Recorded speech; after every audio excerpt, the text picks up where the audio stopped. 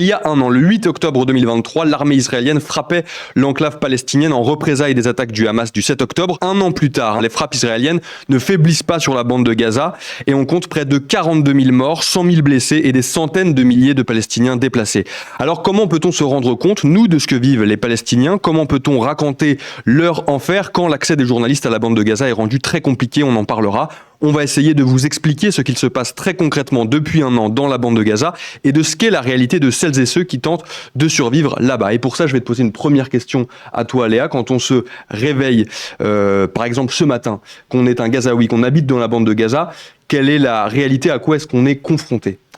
La première chose que j'aimerais préciser, c'est que déjà, nous, en tant que journalistes de Libé, des journalistes français et plus globalement internationaux, on ne peut pas se rendre dans la bande de Gaza, étant donné que l'armée israélienne ne nous autorise pas à nous y rendre.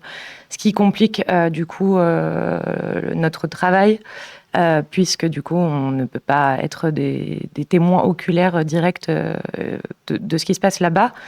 Donc nous, on travaille généralement avec des ONG comme Médecins du Monde, et avec des gens qui sont encore sur place, qu'on arrive encore à joindre, parce qu'il y a des coupures de courant et des connexions Internet qui sont très mauvaises. Donc, on se base uniquement sur ces précieux témoins. Ça, c'était la première chose que je voulais préciser, parce que nous, on ne se rend pas sur place. S'il y avait, je pense, un mot qui devait illustrer à quoi ressemble la vie quotidienne aujourd'hui d'un Gazaoui, c'est vraiment la survie. La survie au bombardement israélien qui dure depuis un an, qui se poursuivent en ce moment, la survie en ce qui concerne la recherche de produits de première nécessité comme la nourriture, l'eau et d'autres choses essentielles, sachant qu'aujourd'hui, il y a un peu plus de 90% de la population gazaoui qui est déplacée. Parfois, j'ai parlé à certaines personnes qui ont été déplacées à 10 reprises. Donc, il faut imaginer ce que ça représente de quitter son foyer. Une première fois, on part avec quelques affaires à la hâte pour se réfugier. Parfois, on dort sur la plage, on essaye de construire une tente avec les moyens du bord. Donc voilà, il y a à la fois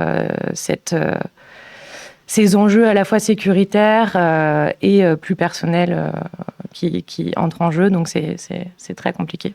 Jean-François, toi, c'est les contacts que tu as sur place, notamment ceux qui travaillent pour Médecins du Monde, ils te témoignent du coup de cette même réalité-là? Ah oui, Médecins du Monde, on travaille dans la région depuis de nombreuses années, à Gaza notamment, mais aussi en Cisjordanie et d'ailleurs au Liban. Il faut avoir en tête qu'à Gaza, c'était déjà sous blocus pendant 17 ans, et qu'ensuite ça s'est transformé en siège quasi complet au lendemain des attaques et des atrocités du 7 octobre du Hamas. Et donc on est passé d'une entrée d'environ 500-600 camions chaque jour, ce qui était déjà limite. Il y avait déjà un dosage très rationné des matières premières et autres qui rentraient dans Gaza, qui ensuite sont passés, on a été largement diminué. En ce moment, il n'y a pratiquement pas de camions qui rentrent, et puis d'un mois à l'autre, on est à 50-150 camions chaque jour. Donc l'aide est largement sous-proportionnée par rapport à la réalité des besoins. On est quand même dans un contexte de bombardements intensifs qui ont détruit la plupart des structures essentielles, celles qui produisent de l'eau potable, de l'électricité. C'est une destruction aussi des dispositifs de soins, les hôpitaux. Il y en avait 36 qui étaient opérationnels. Aujourd'hui, il y en a une quinzaine qui fonctionnent bon an, mal an, avec beaucoup de ruptures de médicaments, avec un personnel qui est fatigué.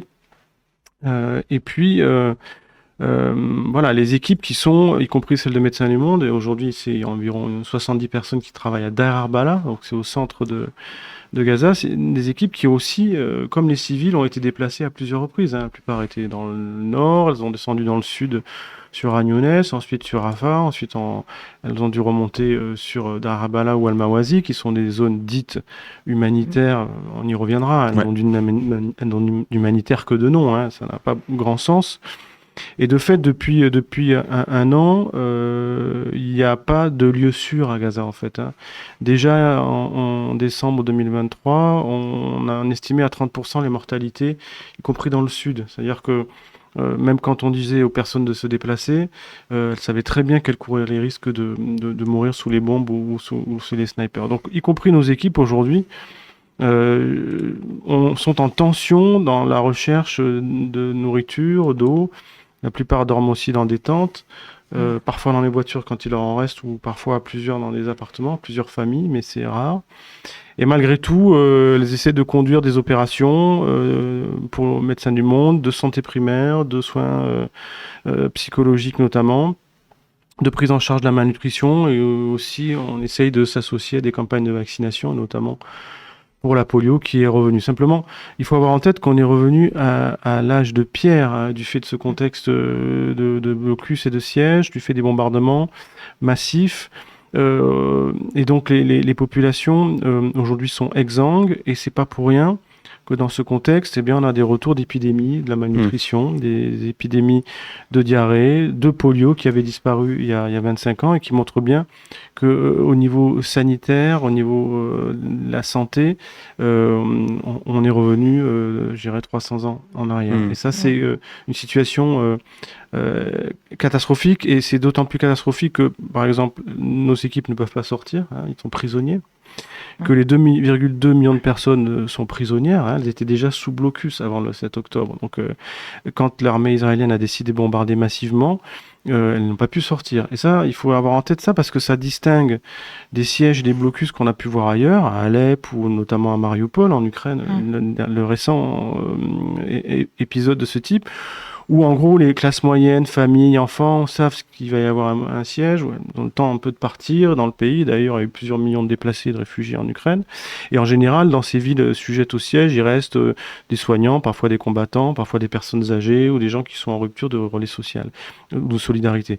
Là, non, personne n'est pas pu partir. C'est pour ça que vous avez au bas mot 40 000 morts, et je pense qu'on peut multiplier par 3 ou par 5, hein, parce que ça comptabilise pas les gens restés sous les décombres, ça comptabilise pas tous les morts liés au défaut de soins. Et donc vous avez beaucoup de femmes, beaucoup d'enfants, y compris en bas âge. On est à plusieurs centaines de nourrissons qui sont tués aussi. Et donc ces gens-là sont pris au piège, en fait. Pris au piège aujourd'hui des bombardements, pris au piège du manque de tout. Et c'est pour ça que cette situation est catastrophique, et que selon certains rapports, notamment des Nations Unies, qui rappelaient qu'il y avait une famine probable qui se propageait dès janvier depuis le nord jusque dans le sud, avec beaucoup d'enfants malnutris, objectivés notamment par les Nations Unies, et nous en avons beaucoup dans nos consultations. Cette famine, elle n'est pas liée à une catastrophe climatique, hein, elle est liée à une intention politique, elle est liée à un siège et à un blocus qui permet de dire à certains acteurs des Nations Unies qu'on est sous une forme de violence de probable nature génocidaire. Il y a une photo que je voulais vous montrer, parce que là tu évoques ces bombardements.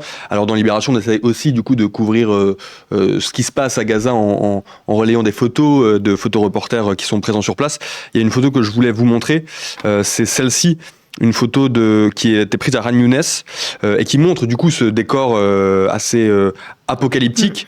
Ma question, moi, c'était de savoir, est-ce que ce décor-là, on le retrouve partout dans la bande de Gaza? Est-ce qu'on a des bâtiments comme ça détruits partout? Quelle est la situation? Est-ce qu'il y a des situations assez différentes entre le nord, le sud, ou est-ce que ça reste des décors comme ça vraiment partout?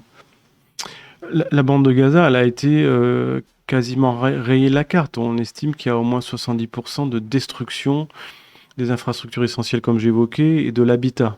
Ce qui laisse dire d'ailleurs à certains que à la fois la famine et à la fois la destruction du bâti fait partie d'une stratégie de guerre totale assumée. Et donc vous avez des quartiers entiers qui sont rasés, hein. C'est des bombes de plusieurs tonnes qui ont été lâchées à plusieurs reprises sur l'ensemble du territoire. Mais c'est vrai qu'il y a des zones sur lesquelles on peut difficilement aller. Par exemple, le nord, c'est un endroit qui est compliqué, et on sait qu'il y a environ 400 000 personnes qui sont bloquées. Certains n'ont pas pu se déplacer parce que voilà, c'est souvent des personnes âgées qui estiment qu'elles préfèrent mourir là plutôt que d'aller se faire sniper sur la route en descendant vers le sud. D'autres simplement parce qu'ils ont peur de se déplacer. Il faut imaginer que voilà, vous n'êtes jamais à l'abri d'un drone, d'un sniper.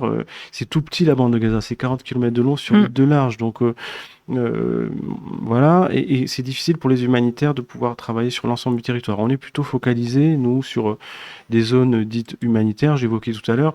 D'ailleurs, ce terme, il ne veut pas dire grand-chose, parce qu'en fait, on va dire en droit international humanitaire, hein, ce droit qui est censé un peu humaniser la guerre, protéger les civils et les aidants, les zones humanitaires, elles doivent être décrétées par les différents acteurs participants au conflit. Là, c'est des zones humanitaires qui sont unilatéralement décrétées par les forces israéliennes et où il y a d'ailleurs régulièrement des bombardements. Il y a eu plusieurs morts à plusieurs reprises et donc ces zones n'ont d'humanitaire que le nom, même si elles sont moins sujettes à des bombardements que d'autres lieux.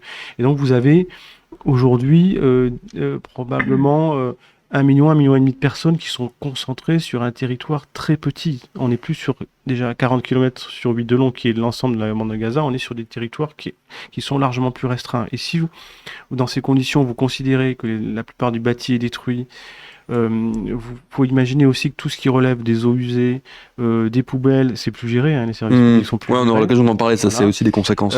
Et qu'il y a une insécurité aussi majeure parce que l'état de droit n'est plus fonctionnel, il n'y a plus de force de police et autres. C'est une zone qui est en fait Gaza qui est invivable aujourd'hui. Vas-y, Léa. Pour revenir sur la situation dans le nord, parce qu'il y a vraiment une différence entre le sud où il y a plus d'1 million de personnes qui sont entassées et le nord où la situation est... Le sud est catastrophique, mais le nord encore plus. Hier, je recevais un communiqué de Médecins sans frontières là, que j'ai noté ici, qui disait que le nord de Gaza était devenu un désert invivable, vidé de ses habitants.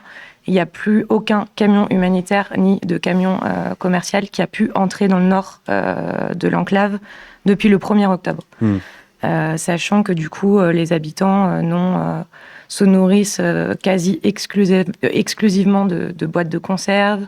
Que tout est détruit, on peut imaginer... Parce que ça se passe comment justement, normalement, l'acheminement de colis humanitaires, le ravitaillement aussi des populations ?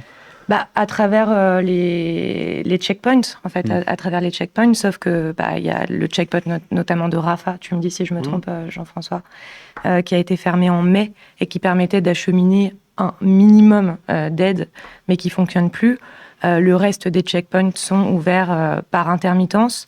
Il y a très peu de camions humanitaires qui entrent. Il y a encore quelques camions commerciaux.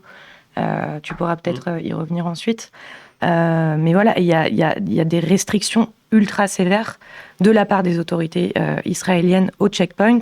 C'est-à-dire qu'il y a des files qui font plusieurs kilomètres de camions qui attendent de pouvoir entrer, qui parfois n'entrent jamais.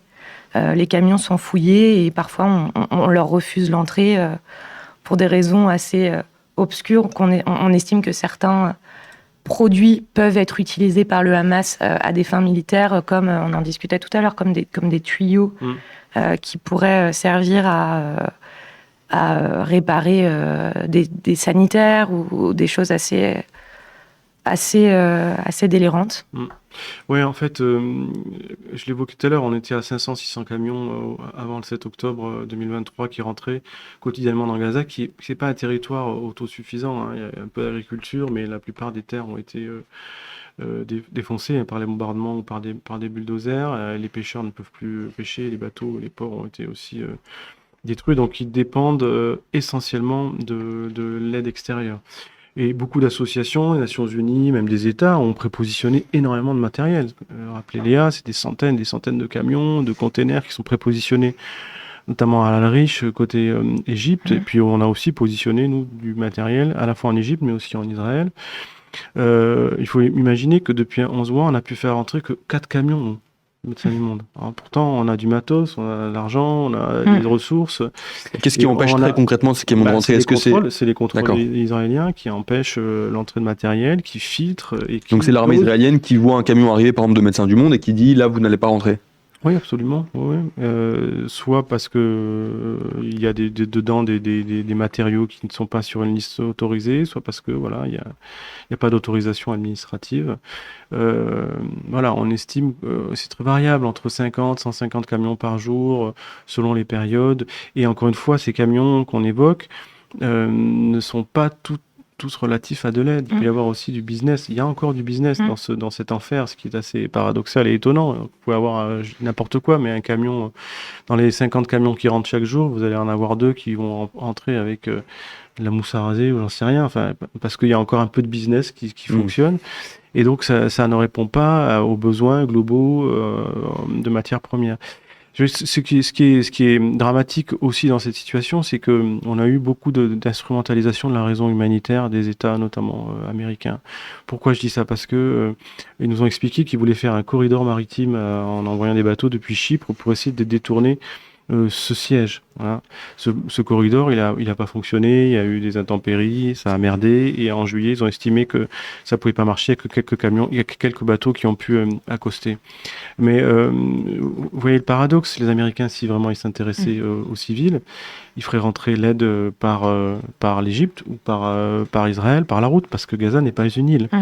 Donc lorsque vous dites que vous vous souciez des civils, que vous voulez faire entrer de l'aide par la mer pour contourner un blocus d'une armée que vous-même vous alimentez en armes, on marche sur la tête. Et donc on est sur une instrumentalisation de la raison humanitaire qui permet d'une certaine manière de dépolitiser les ayants droit. Quand je dis ça, ça veut dire quoi? Ça veut dire que on n'attend pas des Américains aujourd'hui forcément qui balancent de l'aide. On peut le faire, nous, les ONG, les Nations Unies.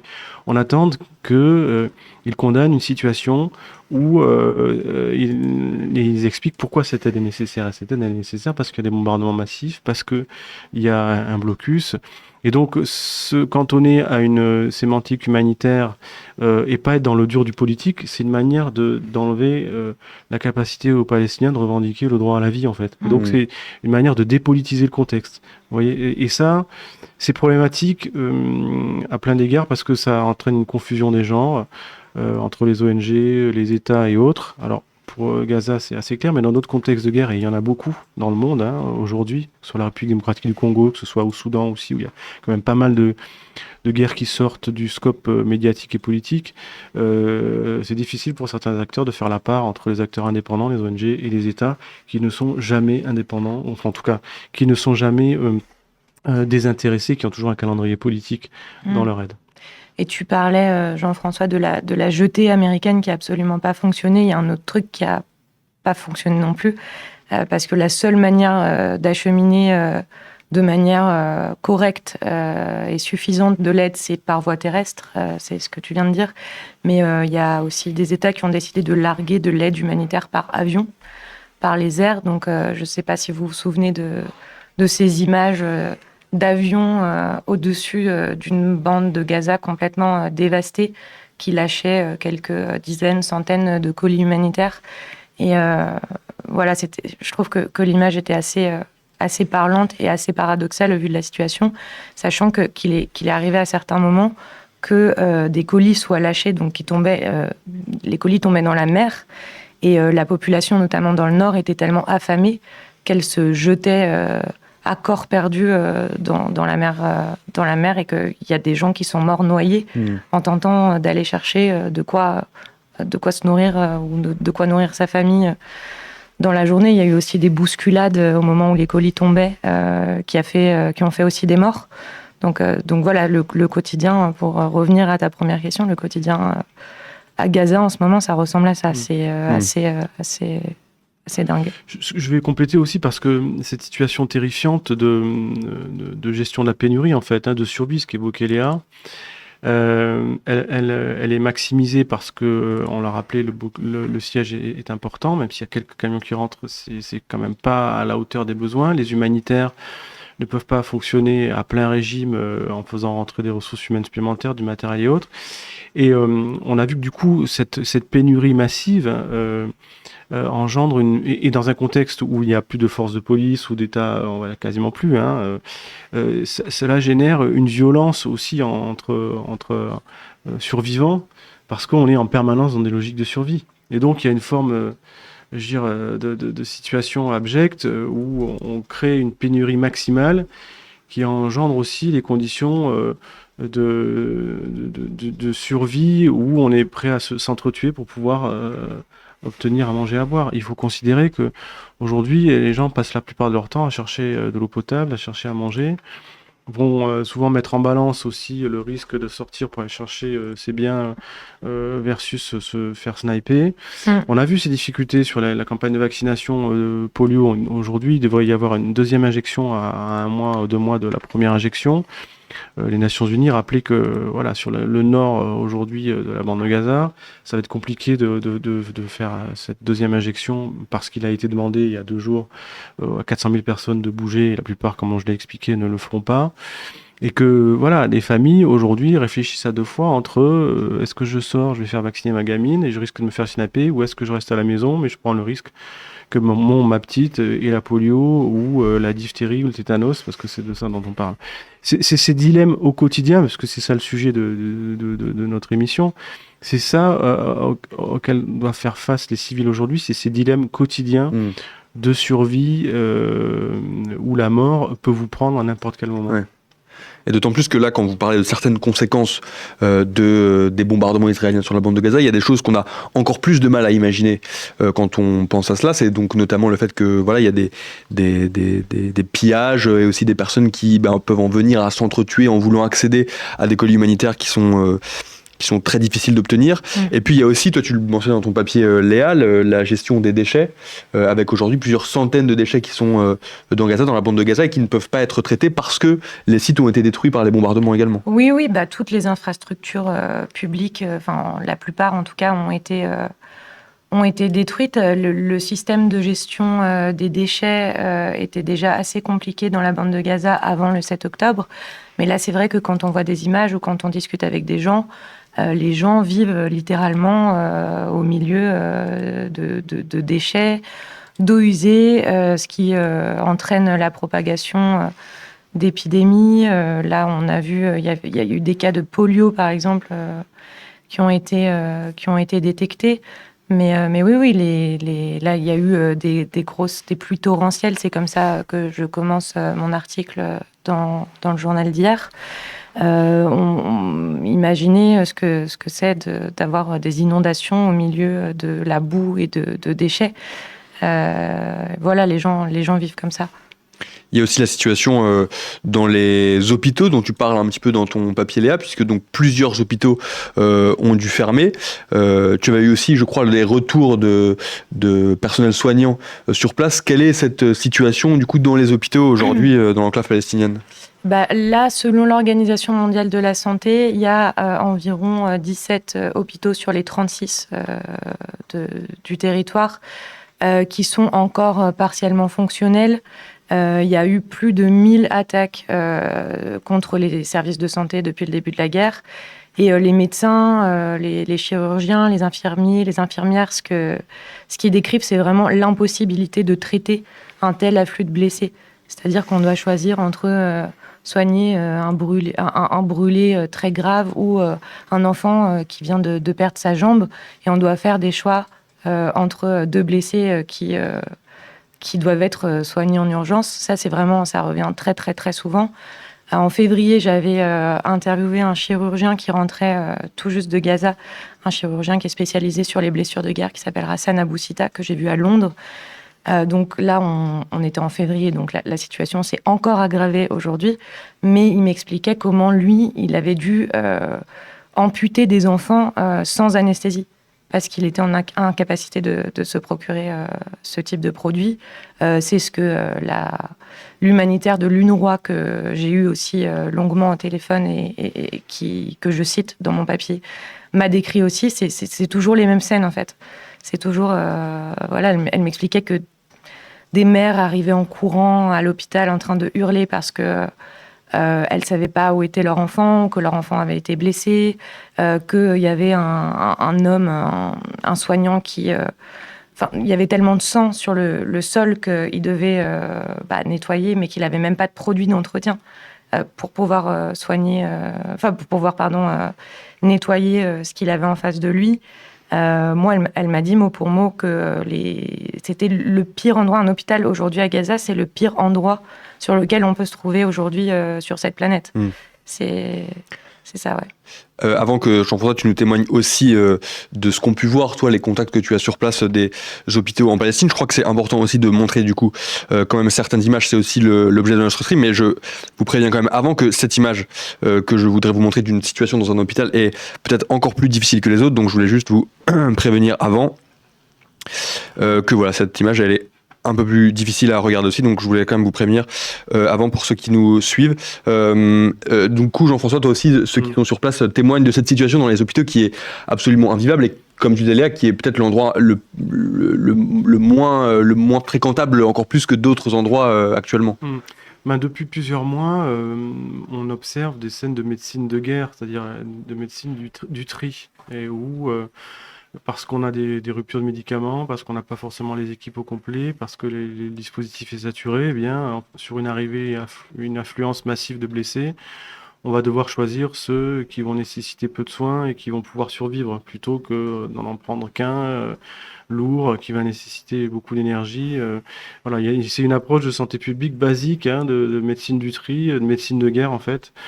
Où on gère les privations de médicaments, de ressources humaines, d'infrastructures, et on va au plus pressé. Donc ça, c'est des retours, oui, qu'on a depuis plusieurs mois. Léa a rappelé les situations de manque d'anesthésie, d'antalgique, de désinfectants et autres. Ça reste, voilà, cette réalité existe de la même manière que nous, médecins du monde, on fait de la santé primaire, c'est-à-dire qu'on a des actions, on est dans des centres de santé et on fait de la médecine générale, on suit aussi beaucoup des personnes atteintes de troubles en santé mentale, parce qu'aujourd'hui, les gens, c'est des zombies. Quand vous vivez depuis un an dans le bruit quotidien des bombardements, parce qu'on entend tous les bombardements, c'est petit le territoire. Et les drones. Les drones le en bruit permanence, des drones jour et le nuit. fait que vous avez perdu plusieurs membres de votre famille, que vous ne savez pas si vous avez trouvé à bouffer pour vos gamins le jour même. Enfin, il y a des traumas au quotidien, et donc la santé mentale fait partie de nos modes opératoires. Mais on a de plus en plus de mal à référer les patients qui nécessitent des actes chirurgicaux ou médicaux de second degré vers des hôpitaux qui sont en difficulté de fonctionnement. Donc ça, oui, c'est une réalité de médecine de guerre ultime, où ça renvoie encore une fois au fait que les bombardements ont été efficaces, qu'ils ont été délibérément faits sur des structures de santé. Il y a quand même 300 humanitaires qui ont été tués à Gaza depuis un an, ce qui est exceptionnel dans les conflits contemporains. Une bonne part d'acteurs de l'UNRWA, qui est l'agence des Nations Unies, qui est dans le collimateur de l'État israélien parce qu'ils considèrent qu'ils sont d'une certaine manière eu dans leurs équipes des potentiels terroristes, ce qui reste à prouver, même s'il y a potentiellement des hypothèses qui sont réalistes, d'avoir quelques acteurs qui ont été partie prenante dans certains attentats. C'est quand même 12 000 personnes l'UNRWA, quoi. Donc c'est pas parce qu'il y a 5 personnes qui ont fait des actes inqualifiables que pour autant toute la structure doit être remise en question. On sait que c'est un objet d'attaque politique et militaire, l'UNRWA, de la part de l'armée israélienne. Et pourtant, l'UNRWA, c'est la colonne vertébrale de l'assistance aux Palestiniens, et pas d'ailleurs qu'à Gaza, aussi en Cisjordanie, en Syrie, aussi au Liban. Donc 300 humanitaires tués. Nous, Médecins du Monde, on a perdu un médecin sous les bombes et toute sa famille, qui est morte aussi, une bonne partie. Ils étaient venus essayer de chercher notre confrère qui était sous les bombes, et essayer de gratter à la main parce qu'il n'y avait pas de pelleteuse et plus d'essence. Ils ont repris une deuxième bombe sur la tête. Donc voilà, c'était vraiment délibéré. World Central Kitchen, une ONG américaine, a perdu 7 de ses expatriés en avril 2024 sur un bombardement aussi. Donc voilà, les humanitaires, les soignants, tout le monde y passe, quoi. Dans des bombardements comme ça aussi larges, les effets collatéraux, ils sont assumés. Ouais. Juste avant de vous libérer, il y a une dernière image que je voulais vous montrer qui témoigne de deux choses dont on n'a pas encore beaucoup parlé. On y voit 2 enfants et puis un enfant notamment qui se fait laver, puisque je vous montre cette image pour vous parler aussi de l'accès à l'eau qui est aussi très très compliqué dans la bande de Gaza, et puis aussi sur les enfants, parce qu'on parlait du nombre de victimes estimé à plus de 40 000, mais qui pourrait être beaucoup plus élevé. Dans cette part des 40 000 morts, il y a notamment dans le bilan actuel estimé plus de 16 000 enfants tués, ce qui est aussi un chiffre très important à mentionner, je crois. Quelle est la situation notamment pour l'accès à l'eau justement dans la bande de Gaza actuellement, à l'eau et à l'eau potable d'ailleurs. Là, quand on voit cette photo, je pense que c'est assez rare. Je ne sais pas depuis combien de temps ce petit garçon n'avait pas pris de douche, mais moi, d'après les témoignages que je reçois, se laver, c'est devenu un luxe. Et c'est un peu, peut-être pas la dernière des priorités, mais la priorité, c'est de manger et de trouver de l'eau. Voilà, c'est vraiment des besoins essentiels. Moi, j'avais entendu dire que des gens allaient se rincer dans la mer. Sinon, quand il faut trouver de l'eau, il faut marcher des kilomètres, sachant qu'il fait, là un peu moins, mais sinon, généralement, il fait très chaud. Donc, on a son bidon de 15 litres et on essaye de trouver un camion-citerne qui passe pour pouvoir remplir son bidon et revenir, sachant qu'il y a beaucoup de gens qui sont malades, il y a des handicapés. Donc, ce que j'explique aussi dans l'article, c'est que il y a des voisins qui viennent... il y a une entraide encore qui existe. Il y a des nouveaux métiers aussi qui ont été créés. J'en profite pour parler de ça, parce que ça fait partie du quotidien. C'est, par exemple, le conducteur de brouette qui va mettre le bidon, qui va aller chercher de l'eau et qui va revenir. Il y a celui qui recharge les briquets, parce qu'il n'y a plus de briquets qui sont en vente, celui qui recharge les téléphones. Je fais une parenthèse parce que ça m'y fait penser, mais en tout cas, voilà, c'est très, très compliqué de trouver de l'eau aujourd'hui dans la bande de Gaza. Sur la spécificité aussi des mortalités auprès des enfants que vous avez évoquées, effectivement, il y a des chiffres démentiels. Vous avez rappelé qu'ils sont probablement sous-proportionnés par rapport à la réalité des mortalités. Il y a un article dans le Lancet qui parle de 186 000 morts au global, potentiellement liés à des bombardements, et des morts indirectes liées à des défauts de soins, notamment aussi avec toute la perspective des blessés qui n'arrivent pas à être pris en charge. On estime qu'il y a environ 20 000 blessés qui nécessiteraient d'être évacués pour être pris en charge dans des setups médicaux de meilleure qualité dans la sous-région et qui ne peuvent pas sortir à cause du siège. La spécificité aussi de ce conflit qu'on a rarement vu ailleurs, c'est qu'il y a énormément d'enfants qui sont blessés, qui sont amputés et qui sont orphelins. Des milliers, quoi. Ça va pas, même si la guerre s'arrête demain, ça va prendre des années et des années de pouvoir soigner ces malades que j'évoquais et d'assurer la continuité de milliers et de milliers d'enfants orphelins et qui sont amputés, handicapés à vie. Donc voilà, c'est une dramaturgie épidémiologique monstrueuse, mais qui rend compte de la réalité aussi de ce que vivent les enfants et les civils sur ce territoire. Merci beaucoup Jean-François et Léa d'être venus, d'avoir pris du temps pour témoigner de la situation actuelle à Gaza et puis de tout ce qui s'y déroule depuis un an. Merci beaucoup Jean-François et Léa. Merci.